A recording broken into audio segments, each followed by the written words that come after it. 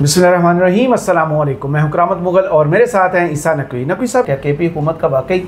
तख्ता उलटने के लिए नंबर गेम्स जो है वो पूरी हो चुकी है? देखिए, इसकी दो वजूहात हो सकती हैं, दो ही पॉसिबिलिटीज़। एक, सेनेट ऑफ पाकिस्तान केपी का इलेक्शन नहीं हुआ, मखसूस नशिस्तें अगर तहरीक इंसाफ के पास होंगी तो जो 12 नशिस्तें खैबर पख्तूनख्वा की हैं वो तो लपेट जाएंगे, वो 11 उनकी बनती हैं। ठीक है, अब या तो वो है या फिर आपने आईनी तरमीम लानी है। यहाँ तो आपको गेम समझ आती है ना कि चलें अगर आपने ये इस नहज पे गए ही हैं कि तहरीक इंसाफ को एक मरतबा फिर हुकूमत को पंचिंग बैग का या अदालत को, निज़ाम अदल को, इदारों को या उनकी मदाखलत को एक दफ़ा फिर पंचिंग बैग बनाने का मौका फराहम किया गया है, तो उसका कैच क्या है? क्या आपको उसके अगेंस्ट एक आईनी तरमीम चाहिए जिसमें आपने बहुत सारी चीज़ें करनी हैं? आपने जजों के ट्रांसफ़र का कुछ करना होगा, आपने और बहुत सारी उम्र बढ़ा सकते हैं, नए हलफनामे बढ़ा सकते हैं, आप बहुत सारी चीज़ें कर सकते थे। तो मुमकिन तौर पे यहाँ पे तो ये नज़र आता है। अब गंडापुर की हुकूमत को ख़त्म करके अगर तो ये आर्गूमेंट इन्हीं सहाफ़ियों का ये है कि गंडापुर इज़ कॉम्प्रोमाइज्ड, तहरीक इंसाफ का तमाम अरकान आर कॉम्प्रोमाइज्ड, मिनरल बिल्स के ऊपर भी ये सिर्फ कहानी है, ये पास हो जाएगी, बजट भी वो खान साहब से मिले बगैर पास कर लेते हैं। तो if they are that compromised तो आपको फिर उनके किले में शगाफ डालने की, नकब लगाने की ज़रूरत क्या है?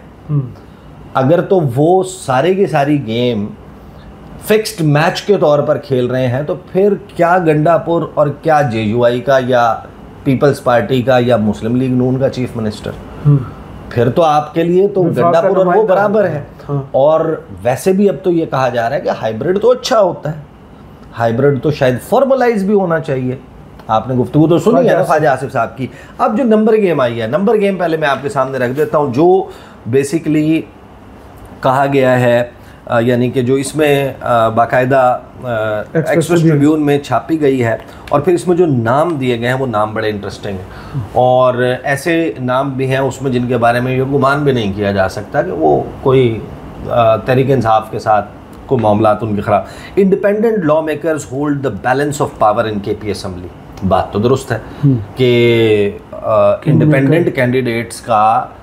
अपना वज़न किसी और जमात के पलड़े में डालने पे आईनी ममानियत तो नहीं है। आप ये बहस तो ज़रूर कर सकते हैं कि भाई 13 जनवरी का फ़ैसला गलत था ठीक है ना, और उसकी बुनियाद पे अब ये आज़ाद हैं, वरना दरअसल तो ये इमरान खान की नाम पे, इमरान खान के पोस्टर पे, इमरान खान के बैक्ड कैंडिडेट के तौर पे वोट लेकर आए। पूछेंगे, उसको भी पता है काजी फायजी साहब, उन्होंने अपने फैसले में भी कुछ चीज़ें ऐसी कही हैं कि हमारे फैसले का मकसद ये नहीं था। इलेक्शन कमीशन ऑफ पाकिस्तान ने कर रहा था कि PTI लेकर आएगी इलेक्शन कमीशन के खिलाफ को नजरसानी लेकर नहीं है, ये उन्होंने साफियों से मुलाकात का। और ये देखें, अब बात ये है ना कि काजी साहब भी या जस्टिस मोहम्मद अली मज़हर, जस्टिस मुसर्रत हिलाली, जिन्होंने ये 13 जनवरी का फ़ैसला दिया था, ये फ़ैसला देने के बाद कोई टिम्बकटू तो नहीं चले गए थे, कुस्तुनतुनिया तो नहीं शिफ्ट हो गए थे, ट्रिनिडाड एंड टोबागो के रिहायशी तो बस उन्होंने वो लिखा नहीं था, वो यहीं पर थे, अखबारात भी देखते थे, TV भी देखते थे, प्रपोजर सेकेंडर उठाए जा रहे हैं, निशानात नहीं दिए जा रहे, किसी को बैंगन, किसी को फाख्ता, किसी को चिड़िया, किसी को रैकेट शटल, किसी को क्लॉक टावर, किसी को चारपाई, किसी को कंबल, किसी को कुछ ऐसे से आपने निशानात जब दिए जा रहे थे, and they were not being treated as a party, तो वो तो आपके सामने हो रहा था। तो इंसाफ का तकाजा तो ये था कि आपने फैसला दिया, आपके फैसले पर अमल दरामद नहीं हो रहा, आप सुप्रीम कोर्ट ऑफ पाकिस्तान है, आप गली मोहल्ले की पंचायत तो है नहीं, आप मजिस्ट्रेट तो है नहीं, आपके इख्तियारात का दायरा बहुत वसी है, आप ये कर देते, चले बाहर, बहस कहीं और चलेगी, बट कदगन नहीं है उनके ऊपर, वो बिल्कुल अपनी सुसाइड्स कर सकते हैं, और जो बैलेंस ऑफ पावर है इट्स विद देम। अब इसमें जो नंबर गेम बताई गई है कि ये जो रैपिडली इवॉल्विंग पॉलिटिकल सिनेरियो है खैबर पख्तूनख्वा में, 35 इंडिपेंडेंट मेंबर्स हैं सूबाई असम्बली खैबर पख्तूनख्वा के, जो अब साबित हो रहे हैं कि वो किंग मेकर होंगे आगे इस बात के फैसले में कि जो करंट गवर्नमेंट सेटअप है, अली अमीन गंडापुर जिसको लीड कर रहे हैं, वो कायम रहेगा या नहीं रहेगा। आगे ख़बर में कहते हैं कि ये जो इंडिपेंडेंट लॉ मेकर्स हैं, जो माजी में पाकिस्तान तहरीक इंसाफ का हिस्सा रहे हैं, यानी अभी भी खैर हैं तो सही ना, बट टैग PTI नहीं है, इंट्रोडक्शन PTI, मेंबर PTI नहीं है। currently hold the key to maintaining और toppling the administration led by chief minister Ali Amin Gandapur. अगर वो मौजूदा हुकूमत की सपोर्ट कायम रखते हैं तो जो रूलिंग अलायंस है उसके पास एक कंफर्टेबल मेजॉरिटी मौजूद होगी। 93 145 में से 93 उनके साथ हैं सीट्स इन द हाउस। लेकिन should they withdraw their support, अगर वो ख़त्म करते हैं, जो हुकूमत की स्ट्रेंथ है वो कम होकर 58 सीटों पर रह जाएगी, जिसका मतलब ये है कि वो हाउस में खैबर पख्तूनख्वा में सिंपल मेजॉरिटी जो हुकूमत बनाने के लिए ज़रूरी है वो खो देंगे। एट प्रेजेंट इस वक्त गंडापुर की हुकूमत के पास 93 लॉ मेकर्स हैं, 58 जो है वो ऑफिशियली पाकिस्तान तहरीक इंसाफ के मेंबर्स केपी असम्बली हैं, जबकि 35 जो रहने वाले हैं वो इंडिपेंडेंट आज़ाद के तौर पर मौजूद हैं, जिनको इलेक्ट तो वो पीटीआई बैनर में हुए थे लेकिन उनको करंट असम्बली में स्टेटस पीटीआई का नहीं मिला। जो लिस्ट है इन इन्फ्लुएंशियल इंडिपेंडेंट कैंडिडेट्स की उसमें शामिल है आसिफ खान अपर साउथ वज़ीरिस्तान से, मोहम्मद उस्मान टांक से, अली हादी करम और औरंगज़ेब खान औरकज़ई एजेंसी से, शाह अबू तुराब हंगू से, शफ़ीउल्लाह जान दाऊद शाह आफ्ताब आलम कोहाट से, खलीकुर रहमान नौशहरा से, मीना खान एंड शेर अली आफरीदी पेशावर से, मोहम्मद सुहेल आफरीदी और मोहम्मद अदनान कादरी खैबर से, मोहम्मद इसरार मोहम्मद से, उसके बाद रंगेज़ खान सवाबी से, मलिक अकील इकबाल हरीपुर से, मुश्ताक गनी इफ्तिखार जदून रजब अली अब्बासी एबटाबाद से, लाइक मोहम्मद ख़ान तोरगर से, जाहिद चंजेब एंड मुनीर हुसैन मानसेरा से, ताज मोहम्मद ज़ुबैर ख़ान बटग्राम से, मोहम्मद रियाज जो है वो कोहिस्तान, फ़ज़ल हक अपर कोहिस्तान, अब्दुल मुनिम शांगला से, अब्दुल कबीर ख़ान बुनेर से, मसूर ख़ान मालाकंड, अजमल ख़ान बाजोड़, लियाकत अली ख़ान और शफ़ीउल्लाह लोरदीर से, अमजद अली और फ़ज़ल हकीम सवात से, फिर डिप्टी स्पीकर जो हैं सुरैया बेबी अपर चित्राल से। ये जितने के बीच है ना, और उसके बाद फिर अब जो ज़ाहिर है कि फ़ैसला मखसूस नशिस्तों का जिसका इंतज़ार था वो आ गया, उस फ़ैसले से बात टेक्निकली ऑन पेपर दुरुस्त मालूम होती है। फिर मैंने इनमें से कुछ लोगों से रब्ता किया, मैंने उनसे पूछा कि ये दावा चल रहा है, दावा ये है कि तैयारी हो रही है खैबर पख्तूनख्वा की हुकूमत को घर भेजने की, और जो है वो नंबर गेम वो भी कुछ इस तरह की बता रही है, और उनमें आप लोगों के नाम भी हैं। सही। तो बड़ा इंटरेस्टिंग जवाब था। मैं तो यूरोप नहीं शिफ्ट हो रहा। मैंने कहा क्या मतलब? एक साहब हैं, मैंने उनसे कहा, उन्होंने कहा मैं तो यूरोप नहीं शिफ्ट हो रहा, मेरा तो वहाँ कोई ऐसा नहीं है सिलसिला कि मैं वहाँ पे शिफ्ट हो जाऊँ। मैंने कहा क्या मतलब? मैं सवाल आपसे क्या कर रहा हूँ, जवाब क्या दे रहे हैं? जवाब तो दे कह रहा है भाई मैं नहीं रह सकता इस मुल्क में, मैं नहीं रह सकता खैबर पख्तूनख्वा में। वो कहते हैं पंजाब की ग्राउंड रियलिटी और होगी, सिंध की और होगी, बलूचिस्तान की शायद और हो, मेरे लिए यहाँ पर तहरीक इंसाफ के साथ बगावत करना मुमकिन ही नहीं है। मैं अपने औताक हुजरे उस तक महदूद होके, मुझे अपनी सेफ्टी सिक्योरिटी के लिए, अपने मुंह छुपाने के लिए, अपनी नस्लों का मुंह छुपाने के लिए, अपने बच्चों को स्कूलों और कॉलेजों में मैं जिनको भेजता हूँ, मुझे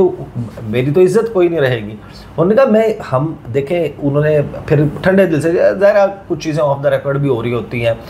यानी जिन लोगों से जिनके मैं नाम नहीं ले रहा उनसे उन्होंने कहा देखें हमारे लिए तहरीक इंसाफ को छोड़ना मुमकिन है। तहरीक इंसाफ की वोटों पे जीती हुई सीट को छोड़ दें, हम रिज़ाइन कर दें, घर चले जाएं, सियासत छोड़ दें, हमें शायद उस चीज़ का सामना ना करना पड़े।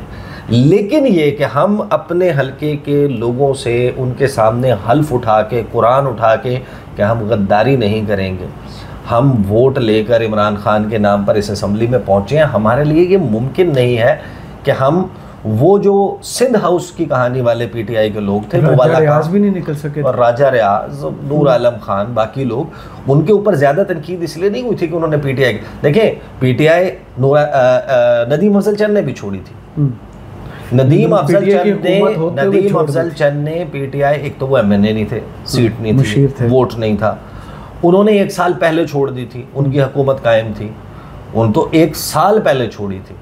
तो उस वजह से जब आप कंपैरिजन करते हैं तनकीद का, तो नदीम अफजल चंद के ऊपर कम होती है, और उस ज़मीन में होती भी नहीं, कि आपने रहते हुए बाकियों के ऊपर तो ये होती है कि आप बिक गए। तो वो कहते हैं कि भाई ये मुमकिन ही नहीं है। अच्छा सोहेल आफरीदी को मैंने मैसेज किया, not at all, we are on the same page, ये मुमकिन नहीं है। फिर बाकी लोगों से भी, शायद खटक से, बाकी लोगों से हुआ, उन्होंने कहा देखें ये जो अगर ये तसव्वुर है, ये सवाल है, ये हो सकता है कि पॉसिबिलिटीज़ पे बात हो रही, तो उन्होंने कहा ये तो बिल्कुल मुमकिन है कि आप 9 मई के केस में या केसेस में कौमी असम्बली से हमारे 40 MNAs को फारिग कर दें और उनके खिलाफ रेफरेंस आ जाए, वो सज़ा याफ्ता हो, वो मेंबर्स ऑफ कौमी असम्बली ना रहें, और उनकी जगह आप इलेक्शन करवाएं और अपनी मर्जी के कैंडिडेट्स जितवा लें। आप ऐसे तो कर सकते हैं कोई तब्दीली। अगर आपने किसी भी असम्बली में, यहाँ तो कौमी असम्बली में क्या कहते हैं कि ज़ाहिर है कि हमारी हुकूमत ही नहीं है, लेकिन अगर यहाँ करनी है तो आप हमारे 40 बंदों को, 50 बंदों को आप नाहल करवा लें, आप समड़ियाल जैसा इलेक्शन करा लें, उसके नतीजे में आप जो मर्जी जो चाहे आपका उसने इलेक्शन करवाएंगे, हाँ, कि जो चाहे आपका उसने। अच्छा, फिर उन्होंने मुझे मिसाल दी, उन्होंने कहा देखें अगर ये चीज़ें इतनी आसान होती ना, ऐसा बिल्कुल है, राय भी मौजूद है, ऐसे इंसिडेंट्स भी मौजूद हैं कि तहरीक इंसाफ के लोग जो लड़े इलेक्शन, उनमें बहुत सारे लोग हैं जिनको कंफर्टेबल रखा गया, उन्होंने कुछ वादे वईद भी किए हुए थे, लेकिन जब वो कहते हैं कि मैदान सजा और ये मौका आया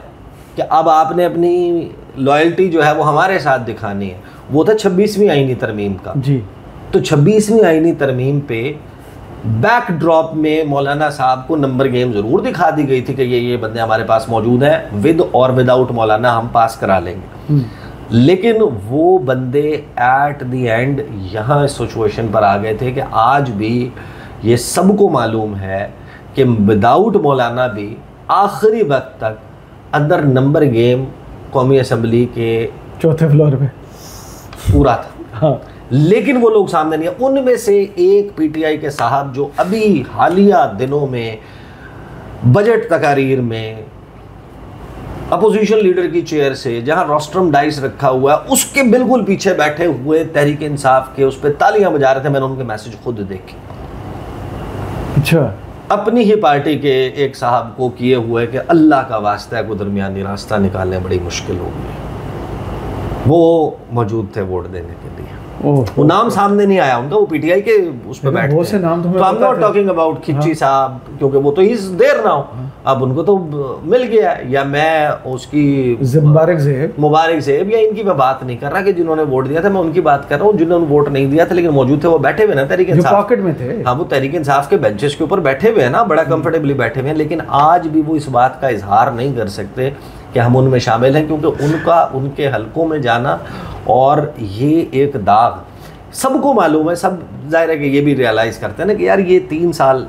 से हो गई लड़ाई, 3.5 साल से कोई भी चीज़ सदा नहीं रहती, 5 साल लड़ेगी, 8 साल लगेगी। जिनके सियासी खानवादे हैं, जो over a period of time सियासत करते आए हैं, उनको उनका मुस्तकबिल में नज़र आ रहा है कि जो ये धब्बा है ना गद्दारी वाला, ये जब लगेगा हमारे पॉलिटिकल ओपोनेंट्स को हलकों में हमारे खिलाफ कैंपेन चलाने और हमारे खिलाफ गुफ्तगू करने के लिए मटेरियल बहुत मिल जाएगा, और अपने बच्चों के लिए आप क्यों इतना मुश्किल पैदा करेंगे कि वो उनको भी जो है ना वो ताने मिल रहे होंगे, आपने ये किया, आपके अब्बा ने ये किया, आपके फलां ने ये किया था। तो ये सिचुएशन है। तो ये बेसिकली अटैम्प्ट जो है ना कि तहरीक इंसाफ पे, और ये सक्सेसफुल रही भी है over a period of time, कि जब तहरीक इंसाफ में 35 लोग फारिग इमरान नहीं, कि जब आप तहरीक इंसाफ जो है कोई प्लान बनाने की कोशिश करती है या करेगी, आप माहौल बना देते हैं कि पकड़ धकड़ शुरू होने वाली है, फलां केसेस के फैसले आने वाले हैं, फलां के आने वाले हैं, ये होने वाले हैं, तो उनको मुसलसल एक, जिसे कहते हैं ना, चेक रखना, एक शोशा छोड़ के रखना कि ये बंदे ऐसे उड़न छू होंगे और गंडापुर की वो तो पहले दिन से जनाब की लगे हैं। तो it can go either way. Most likely यही है कि ये एक ऐसा प्रेशर टैक्टिक है कि जिससे टिकटिकी के ऊपर जो है ना वो उनको लगा के रखें, आप उनको सूली पे चढ़ा के रखें कि भाई ये लिवर खींचेंगे तो तुम्हारी हुकूमत का जो है ना ऐसा हो जाएगा। तो ये जाहिर है कि ये बड़ी दिलचस्प इक़्तिदार की राहदारियों की जो सियासी चालें हैं वो होती हैं, और ये कोई अचंभे की बात नहीं है। अलबत्ता I don't see it happening. सही, बहुत शुक्रिया ईसा नकवी आपके तजिए का। कमेंट्स बॉक्स में ज़रूर बताइएगा ये वीडियो आपको कैसी लगी। इजाज़त दीजिए, अल्लाह हाफ़िज़।